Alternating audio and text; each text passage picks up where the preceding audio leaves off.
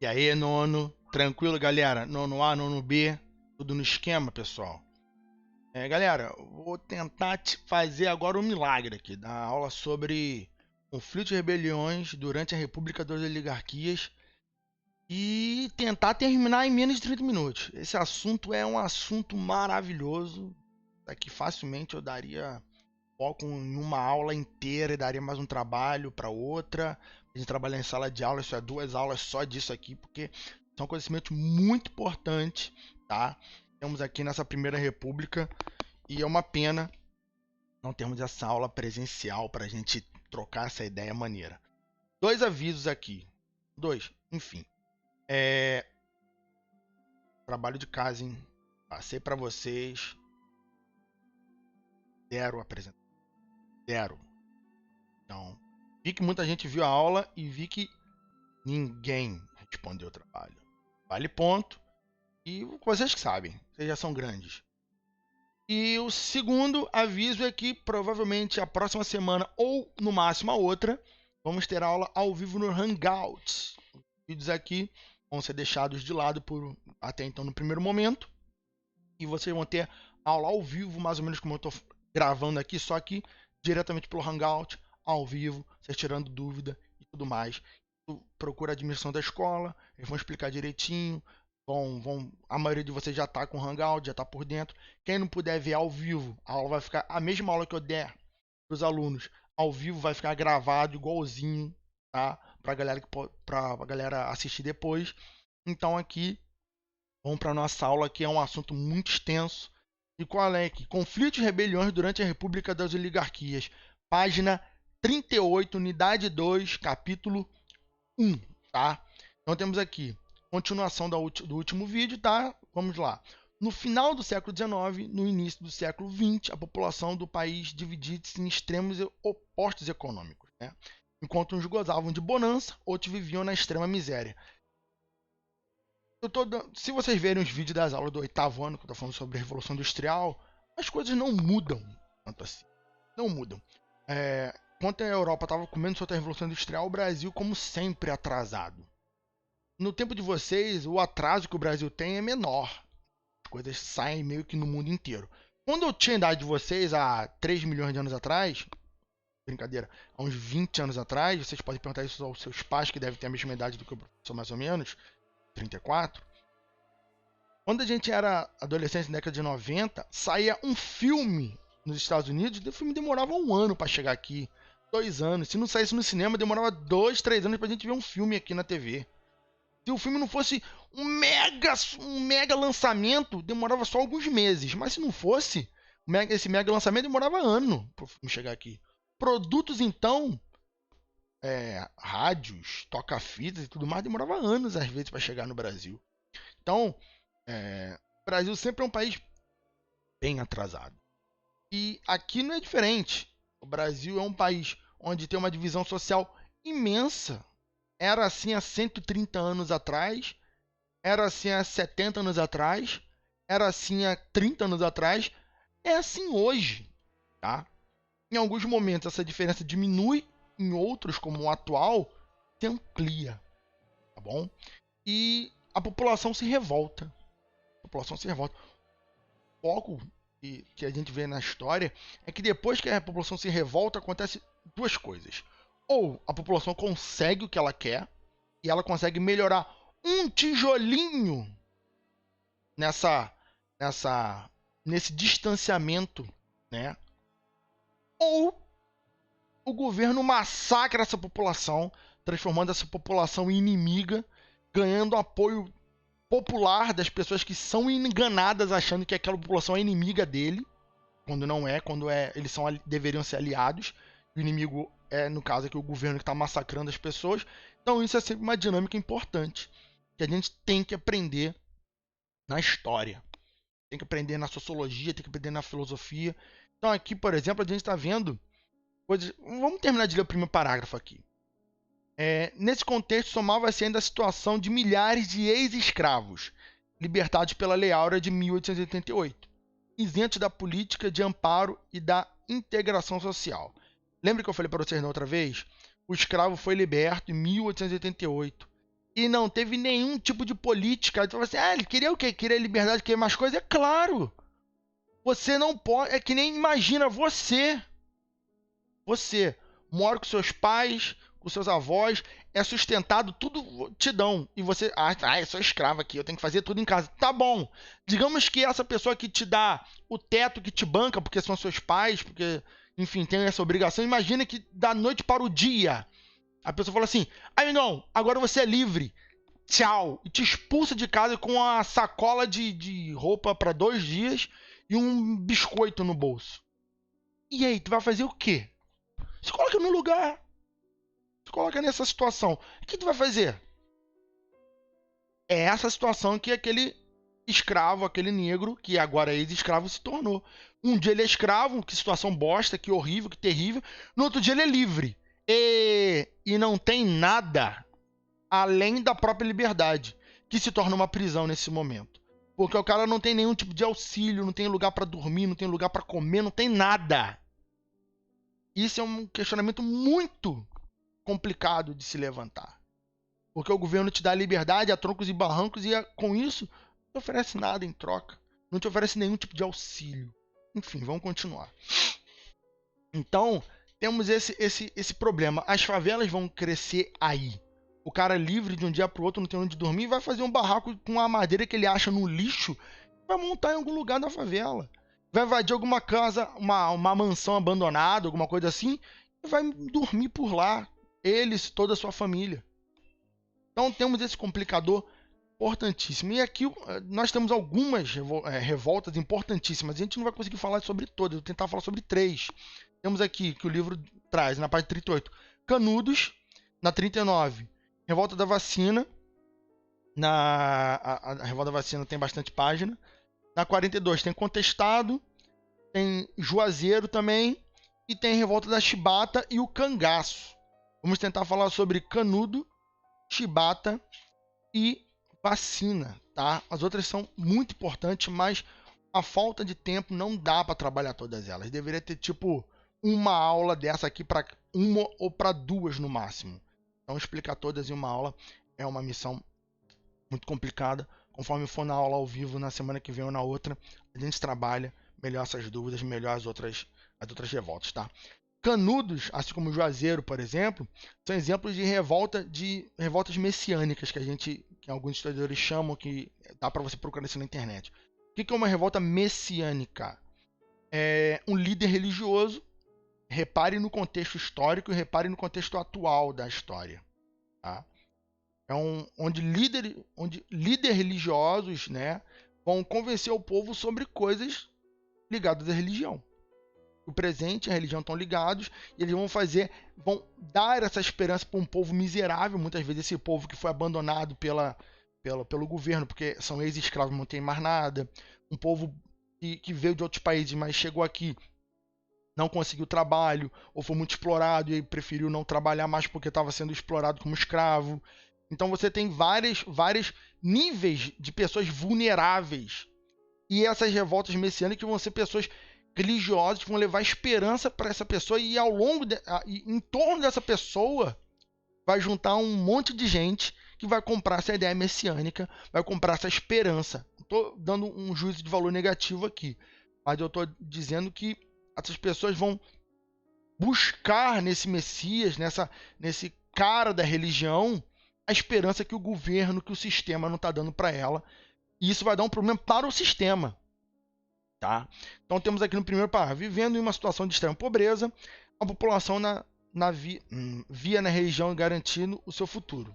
Assim, durante o século XIX, as figuras dos beatos, né, tornaram-se muito populares. Esses indivíduos faziam peregrinação ao território brasileiro, levando mensagem de fé e atraindo seguidores.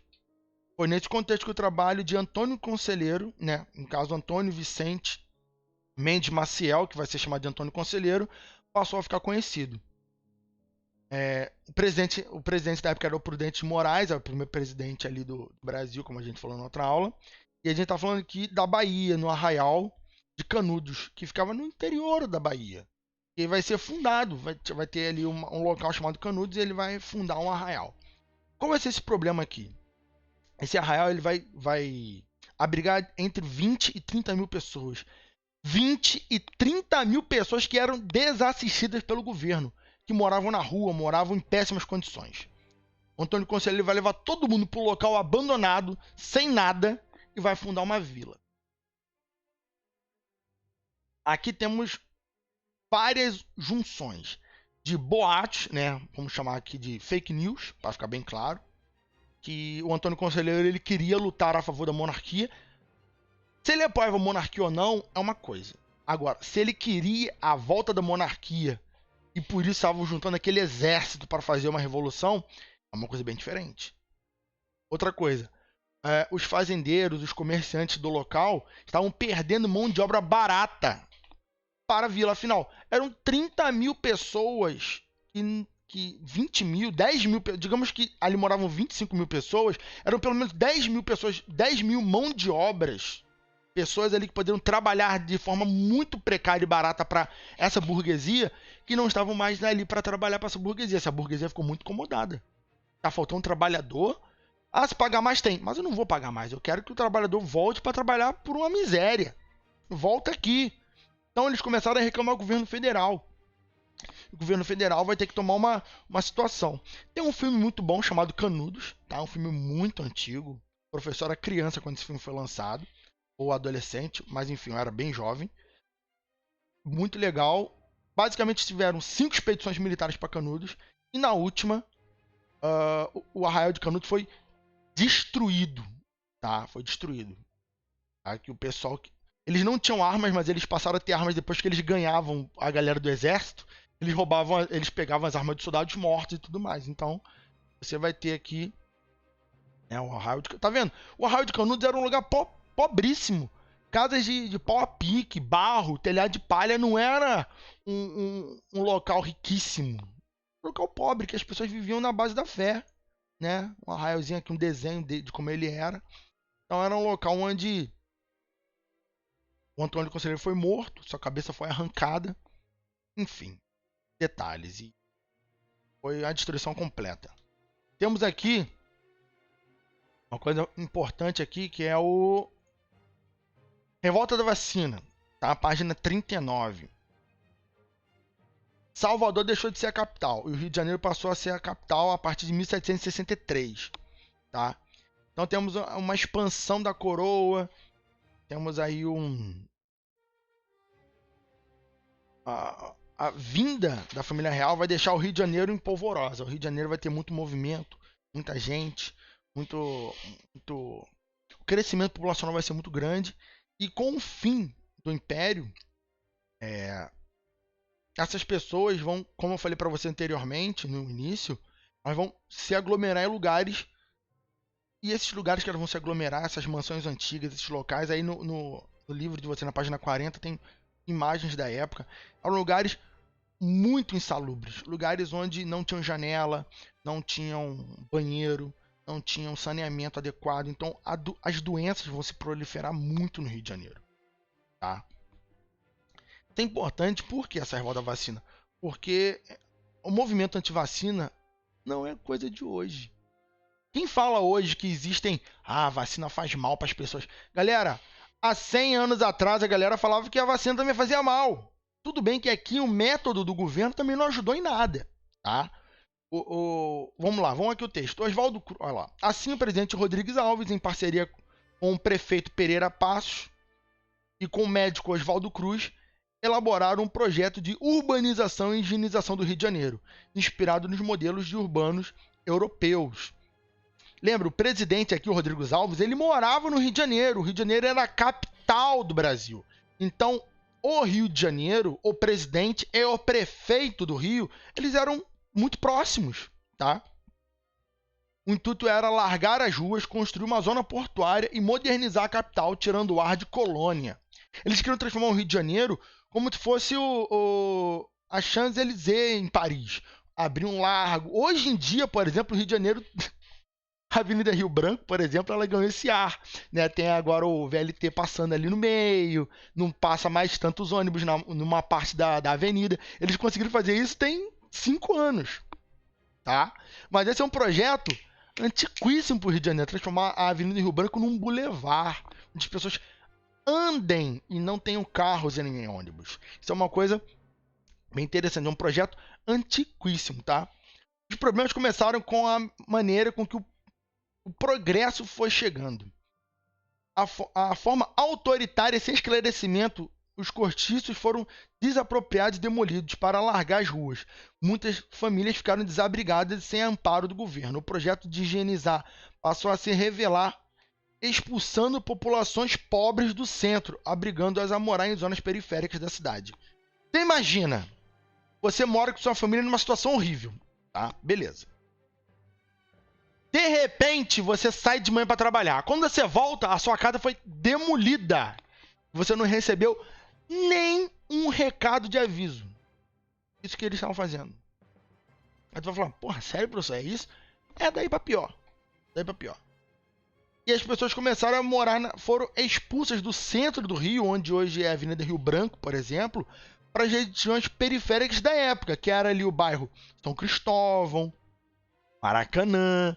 E daí vai sendo cada vez mais periferia. Conforme o centro vai expandindo, você vai empurrando mais e mais a periferia até chegar na Baixada Fluminense.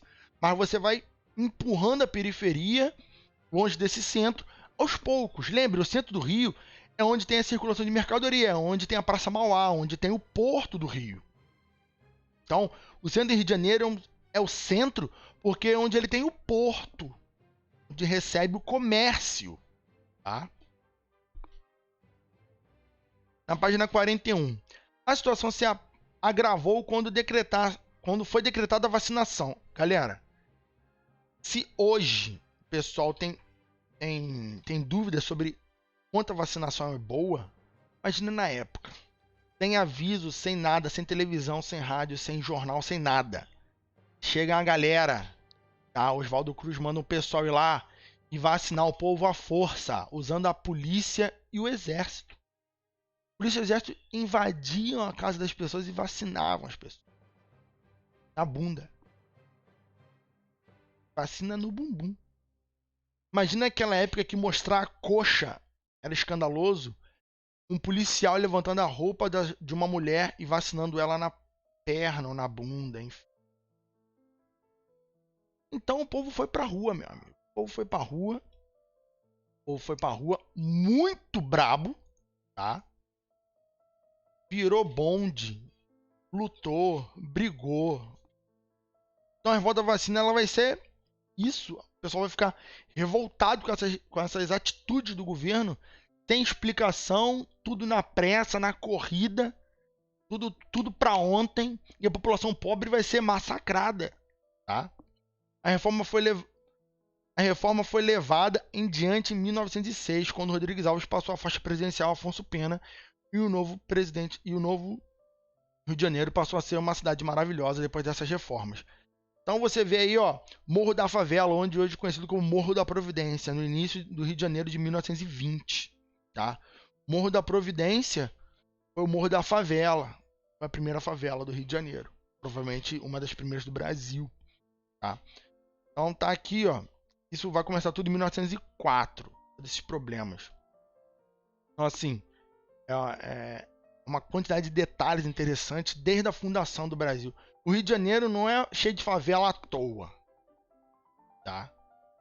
Isso é uma construção, tá? Enfim, vamos avançar aqui para um assunto que é a Revolta da Chibata. Eu fico muito chateado que o livro ele traz 3 parágrafos sobre a Revolta da Chibata. Eu achei bom que ele trouxe vários detalhes sobre a vacina. Eles são 3 parágrafos sobre a Revolta da Chibata. A Revolta da Chibata é riquíssima. É um negócio incrível. Olha esse homem, tá? Olha esse senhor. Tá bom? João Cândido, tá? E o município de São João de Meriti, ele tem uma coisa muito interessante, que ali perto onde o ônibus faz a curva antes da ponte ali, para ir para Flores, né? Faz aquela curva ali, ônibus, naquela praça. Qual é o nome da praça?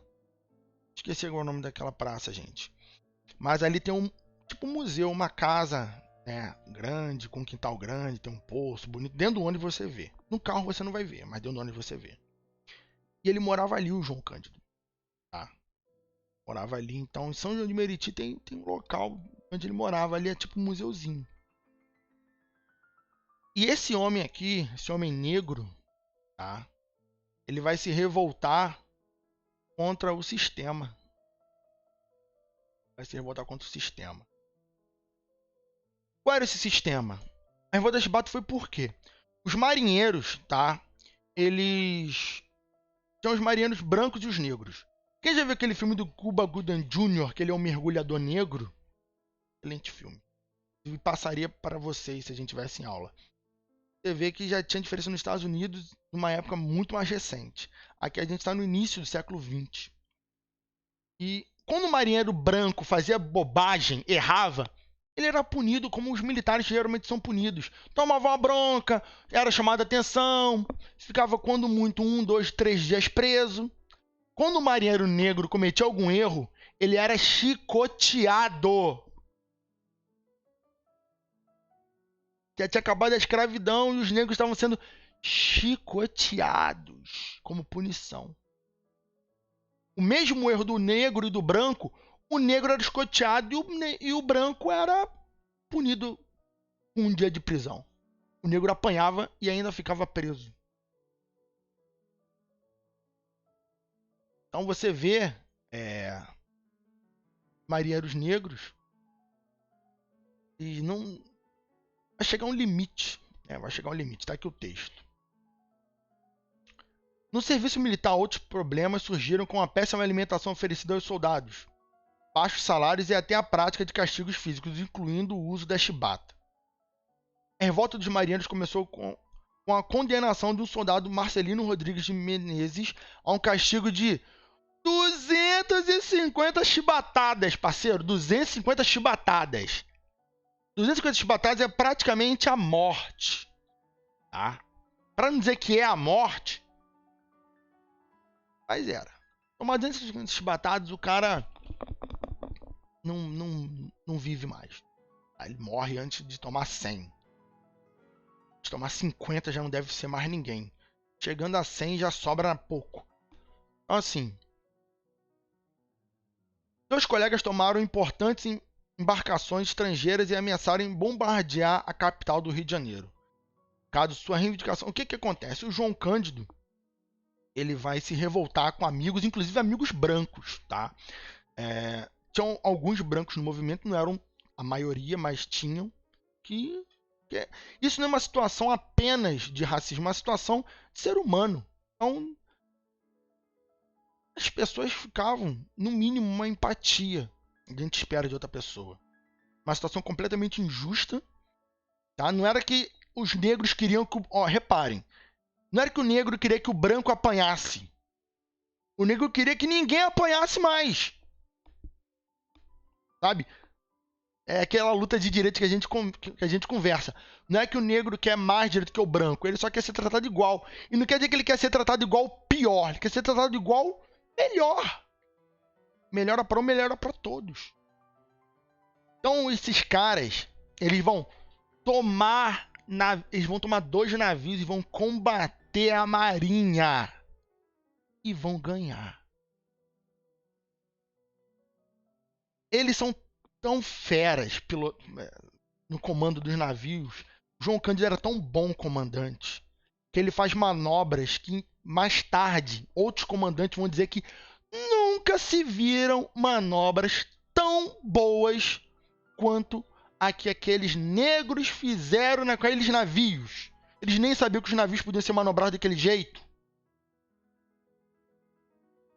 E o livro não vem dizendo nada disso. Então, assim, eu poderia falar muito mais sobre isso. Muito mais. Mas, enfim, eles ganharam e, supostamente, eles seriam perdoados. Seriam perdoados pela essa revolta, pelo todo o lance. Só que o governo traiu eles, não perdoou eles. Prendeu eles alegando um outro crime que não tinha nenhuma relação com a revolta. E todos morreram. Menos o João Cândido. Deixaram eles presos em situações que eu não vou descrever para vocês aqui. Mas foram situações lastimáveis. Tá? Vou ver se eu vinculo um vídeo para vocês assistirem sobre os detalhes disso.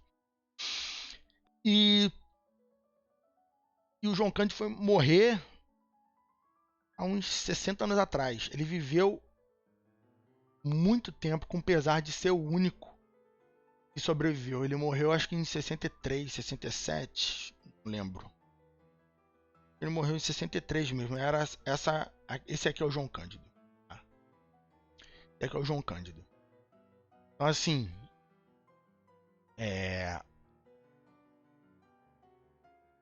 bom, gente, a aula por aqui. Provavelmente já estourei meu tempo aí pra cacete. Então, pessoal, fiquem ligados aí. Assistam os vídeos que eu vou recomendar, tá bom?